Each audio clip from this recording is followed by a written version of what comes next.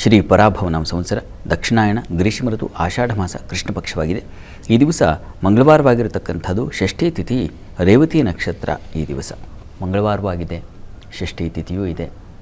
ಶುಕ್ಲ ಪಕ್ಷದ ಷಷ್ಠಿಯಲ್ಲಿ ಹೇಗೆ ನಾವು ಸುಬ್ರಹ್ಮಣ್ಯನ ಆರಾಧನೆ ಮಾಡ್ತೀವೋ, ಷಷ್ಠಿಯಲ್ಲಿ ಕೃಷ್ಣ ಪಕ್ಷವೇ ಇರಲಿ, ಆರಾಧನೆ ಮಾಡಲಿಕ್ಕೆ ಏನು ತೊಂದರೆ ಇಲ್ಲ. ಮಂಗಳವಾರವೂ ಸೇರಿದೆ.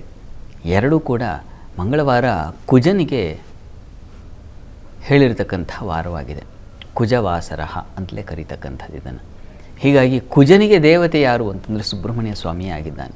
ಹೀಗಾಗಿ ಷಷ್ಠಿ ತಿಥಿಯೂ ಇದೆ. ಹೀಗಾಗಿ ನೋಡಿ, ಜಾತಕದಲ್ಲಿರ್ತಕ್ಕಂತಹ ಕುಜದೋಷಗಳ ನಿವಾರಣೆಗೆ, ಕುಜನಿಂದ ಆ ಕುಜನ ದೃಷ್ಟಿಗೆ ಒಳಪಟ್ಟಿರ್ತಕ್ಕಂಥ ಯಾವುದೇ ಭಾವ ಅದು ಭಸ್ಮವಾಗುತ್ತೆ, ಭಗ್ನವಾಗುತ್ತೆ ಅಂತೆಲ್ಲ ಜ್ಯೋತಿಷ್ಯ ನಿರೂಪಣೆ ಮಾಡುತ್ತೆ. ಕುಜನ ದೃಷ್ಟಿ ಹಾಗೆ ಕ್ರೂರದೃಕ್ ತರುಣಮೂರ್ತಿ ಉದಾರ ಪೈತ್ತಿಕ ಸುಚಪಲ ಅಂತೆಲ್ಲ ಅವನ ವಿವರಣೆ ಬರುತ್ತೆ. ಕ್ರೂರದೃಕ್ ಅಂತ ಅವನ ನೋಟಕ್ಕೆ ಹೆಚ್ಚಿನ ಬೆಲೆ ಇದೆ. ಬೆಲೆ ಅನ್ನೋದಕ್ಕಿಂತ ಹೆಚ್ಚಿನ ಭಯ ಇದೆ. ಹೀಗಾಗಿಯೇ ಜಾತಕದಲ್ಲಿ ಕುಜನ ಒಂದು ದೃಷ್ಟಿ ಸಪ್ತಮಕ್ಕೋ ಅಥವಾ ಸುಖಸ್ಥಾನಕ್ಕೋ ಯಾವುದೇ ಭಾವಕ್ಕೆ ಬೀಳಲಿ, ಆ ಭಾವ ಅದು ನಷ್ಟವಾಗುತ್ತೆ, ಆ ಫಲ ನಷ್ಟವಾಗುತ್ತೆ ಅಂತ ಮಾತು. ಹೀಗಾಗಿ ಅಂಥ ಕುಜನ ದೋಷಗಳೇನಿದ್ರೆ ಸುಬ್ರಹ್ಮಣ್ಯನ ಆರಾಧನೆಯನ್ನು ಹೇಳುತ್ತೆ ಶಾಸ್ತ್ರ. ಹೀಗಾಗಿ ಈ ದಿವಸ ತುಂಬ ಪ್ರಶಸ್ತವಾಗಿದೆ. ವಾರವೂ ಮಂಗಳವಾರ ಬಂದಿದೆ, ಷಷ್ಠಿಯೂ ಬಂದಿರತಕ್ಕಂಥದ್ದು. ಸುಬ್ರಹ್ಮಣ್ಯನ ಆರಾಧನೆ ಮಾಡೋದು, ನಾನು ಎಷ್ಟೋ ಷಷ್ಠಿಗಳಲ್ಲಿ ಸುಬ್ರಹ್ಮಣ್ಯ ಸ್ವಾಮಿಯ ಕುರಿತಾಗಿ ತಿಳಿಸಿದ್ದೀನಿ. ಅದೊಂದು ವಿಶಿಷ್ಟ ಶಕ್ತಿ. ಸುಬ್ರಹ್ಮಣ್ಯ ಅಂತಂದರೆ ಅದು ವಿಶೇಷವಾದ ಬ್ರಹ್ಮಜ್ಞಾನ ಶಕ್ತಿಯನ್ನು ನಮಗೆ ಪ್ರದಾನ ಮಾಡ್ತಕ್ಕಂಥದ್ದು. ಯಾವ ಸಂದರ್ಭದಲ್ಲಿ ಯಾವ ನಿರ್ಧಾರ ತಗೊಳ್ಬೇಕು, ಯಾವ ಸಂದರ್ಭದಲ್ಲಿ ನಾವು ಹೇಗೆ ಎದುರಾಳಿಗಳನ್ನು ಎದುರಿಸಬೇಕು, ಈ ಎಲ್ಲ ಶೌರ್ಯ ಅನ್ನೋದು ತೋಳ್ಗಲ್ಲ ಅಷ್ಟೇ ಅಲ್ಲ, ಬುದ್ಧಿ ಶೌರ್ಯವೂ ಬೇಕಲ್ವ. ಇದು ಬಹಳ ಮುಖ್ಯವಾಗಿ ನಮಗೆ ಸುಬ್ರಹ್ಮಣ್ಯ ಸ್ವಾಮಿಯಿಂದ ಬರತಕ್ಕಂಥದ್ದು, ಬುದ್ಧಿ ಶೌರ್ಯ ಅಂತ. ಹೀಗಾಗಿ ಇದು ಸುಬ್ರಹ್ಮಣ್ಯನ ಸನ್ನಿಧಾನಕ್ಕೆ ಹೋಗಿ ನೀವು ಯಾವುದೇ ಸೇವೆ ಮಾಡಿಸಿ ಅಲ್ಲಿ ತೊಂದರೆ ಇಲ್ಲ. ಸುಬ್ರಹ್ಮಣ್ಯ ಸ್ವಾಮಿಗೆ ತಿಲಾಕ್ಷ ಅಕ್ಷತೆಯ ಅರ್ಚನೆಯಿಂದ ಹಿಡಿದು ಅಭಿಷೇಕ ಆಗಬಹುದು. ಸುಬ್ರಹ್ಮಣ್ಯ ಸ್ವಾಮಿಗೆ ತುಂಬ ಪ್ರೀತಿ, ಆತನಿಗೆ ಜೇನಿನ ಅಭಿಷೇಕ, ಕಲ್ಸಕ್ಕರೆಯನ್ನು ಸಮರ್ಪಣೆ ಮಾಡ್ತಕ್ಕಂಥದ್ದು, ಕೊಬ್ಬರಿ ಕಲ್ಸಕ್ಕರೆಗಳನ್ನು ಕೊಡ್ತಕ್ಕಂಥದ್ದು, ಮತ್ತು ನೈವೇದ್ಯದ ರೂಪದಲ್ಲಿ ಆತನಿಗೆ ಗುಡಾನ ನೈವೇದ್ಯ ಮಾಡ್ತಕ್ಕಂಥದ್ದು, ಇದೆಲ್ಲ ಇದೆ. ಹೀಗಾಗಿ ಯಾವುದೇ ಆರಾಧನೆ ನಿಮ್ಮ ಸಾಮರ್ಥ್ಯಕ್ಕೆ ಅನುಗುಣವಾಗಿ ಸುಬ್ರಹ್ಮಣ್ಯ ಸನ್ನಿಧಾನದಲ್ಲಿ ಒಂದು ವಿಶೇಷ ಸೇವೆಯನ್ನು ಮಾಡಿಸಿ, ಸುಬ್ರಹ್ಮಣ್ಯನ ಅನುಗ್ರಹದಿಂದ ಸುಬ್ರಹ್ಮಣ್ಯ ಅಲ್ಲಿ ಶಿವ ಮತ್ತು ಪಾರ್ವತಿಯರು, ಗಣಪತಿ ಮತ್ತು ಈ ಸುಬ್ರಹ್ಮಣ್ಯನಿಗೆ ನಿಮಗೆಲ್ಲ ಕಥೆ ಗೊತ್ತಿದೆ. ಅಜ್ಞಾನ ಫಲವನ್ನು ಯಾರಿಗೆ ಮೊದಲು ಕೊಡೋದು ಅಂತಂದರೆ, ಯಾರು ಭೂಮಂಡಲವನ್ನು ಪ್ರದಕ್ಷಿಣೆ ಮಾಡಿ ಬೇಗ ಬರ್ತಾರೋ ಅವರಿಗೆ ಅಂತ. ಗಣಪತಿ ಅಲ್ಲೇ ಸುತ್ತಿಬಿಟ್ಟ, ಅಪ್ಪ ಮಂದಿರನೇ ಸುತ್ತಿ ಇದು ಬ್ರಹ್ಮಾಂಡ ಪ್ರದಕ್ಷಿಣೆಯೇ ಆಯಿತು ಅಂತ ಅದು ಅತಿಜಾಣ್ಮೆಯನ್ನು ತೋರಿದರೆ, ಸುಬ್ರಹ್ಮಣ್ಯ ಸ್ವಾಮಿ ಹಾಗಲ್ಲ. ನಿಜವಾಗಿಯೂ ಅಖಾಡಕ್ಕಿಳಿದು, ಅಂದರೆ ಪ್ರದಕ್ಷಿಣೆ ಅಂದರೆ ವಸ್ತುತಃ ಬ್ರಹ್ಮಾಂಡವನ್ನೇ ಪ್ರದಕ್ಷಿಣೆ ಮಾಡೋದು. ಬ್ರಹ್ಮಾಂಡ ನಾವು ಸುಮ್ಮನೆ ಕಾಮೆಂಟ್ರಿ ಕೊಡೋದು ಬೇರೆ, ಆದರೆ ಫೀಲ್ಡಿಗೆ ಇಳಿದು ಕೆಲಸ ಆ ನಿರ್ಮಾಣ ಮಾಡೋದು, ಆ ಒಂದು ಕರ್ತವ್ಯ ನಿರ್ವಹಿಸೋದು ಬೇರೆ.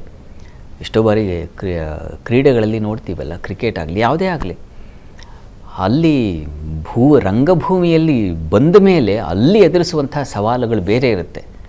ಇಲ್ಲೇ ನಾನು ಪ್ರದಕ್ಷಿಣೆ ಹಾಕಿ ನಾನು ಅದನ್ನು ಗೆದ್ದೆ, ಅಥವಾ ಇಲ್ಲೇ ಮಾನಸಿಕವಾಗಿ ಅದನ್ನು ಆ ಆಟದ ಚಾತುರ್ಯಗಳೆಲ್ಲ ಗೊತ್ತಿದೆ ಅನ್ನೋದು ಬೇರೆ, ಅದು ಗಣಪತಿ ತಂತ್ರ. ಆದರೆ ಸುಬ್ರಹ್ಮಣ್ಯ ಹಾಗಲ್ಲ. ವಸ್ತುತಃ ನಿಜಕ್ಕೂ ರಂಗಭೂಮಿಗೆ ಇಳಿದು ಅಲ್ಲಿ ಯಾವ ಸವಾಲು ಬರುತ್ತದೆ, ಯಾವ ರೀತಿಯಲ್ಲಿ ನಾವು ಎದುರಿಸಬೇಕಾಗತ್ತೆ ಎದುರಾಳಿಗಳನ್ನು, ಈ ರೀತಿಯ ಒಂದು ಮಹಿಮಾ ಶಕ್ತಿಯನ್ನು ಕೊಡ್ತಕ್ಕಂಥವನು. ಹೀಗಾಗಿ ನೀವು ಯಾವುದೇ ಕೆಲಸ, ವಿದ್ಯಾಭ್ಯಾಸದಿಂದ ಹಿಡಿದು ಯಾವುದೇ ಉದ್ಯೋಗ, ಮತ್ತೊಂದು ಮಗದು ಯಾವುದೇ ಇರಲಿ, ಆ ಟಾಸ್ಕನ್ನು ಎದುರಿಸಬೇಕಾದ್ರೆ ಸುಬ್ರಹ್ಮಣ್ಯನ ಅನುಗ್ರಹ ಬೇಕು. ವಸ್ತುತಃ ಭೂಮಿಗೆ ಇಳಿದ ಮೇಲೆ, ಅಖಾಡಕ್ಕೆ ಇಳಿದ ಮೇಲೆ ಏನೇನು ಸವಾಲು ಎದುರಾಗುತ್ತೆ ಅನ್ನೋದು ನಮಗೆ ಗೊತ್ತಾಗೋದಾಗಲೇ. ಸವಾಲು ಎದುರಾದಾಗ ಯಾವ ಥರ ನಾವು ಪ್ರತ್ಯಾಸ್ತ್ರವನ್ನು ಉಪಯೋಗಿಸಬೇಕು ಅನ್ನೋದು ಕೂಡ ಗೊತ್ತಾಗೋದಾಗ. ಹೀಗಾಗಿ ಸುಬ್ರಹ್ಮಣ್ಯನ ಆರಾಧನೆ ವಿದ್ಯಾರ್ಥಿಗಳಿಗಂತೂ ತುಂಬ ತುಂಬ ಮುಖ್ಯವಾಗಿದೆ. ಈ ದಿವಸ ತಾವು ದೇವಸ್ಥಾನಕ್ಕೆ ಹೋಗಿ ಜೇನಿನ ಅಭಿಷೇಕ ಮಾಡಿಸಿ, ಆ ಜೇನಿನ ಪ್ರಸಾದ ತೊಗೊಂಡ್ರೆ ಬಹಳ ಒಳ್ಳೆಯದು.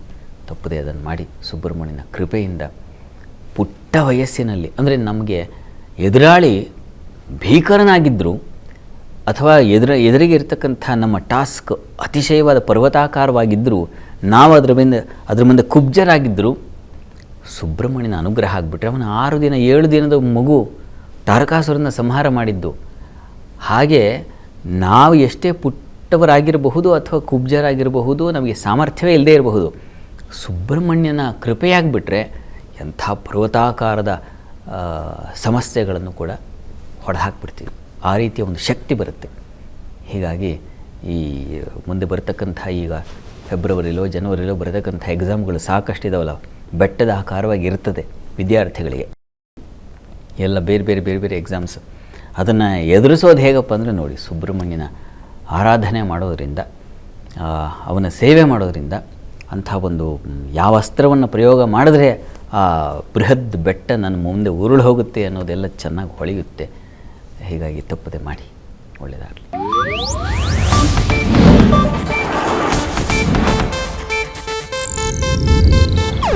ಇದು ಏಷ್ಯಾನೆಟ್ ನ್ಯೂಸ್ ನೆಟ್ವರ್ಕ್ ಪ್ರಸ್ತುತಿ.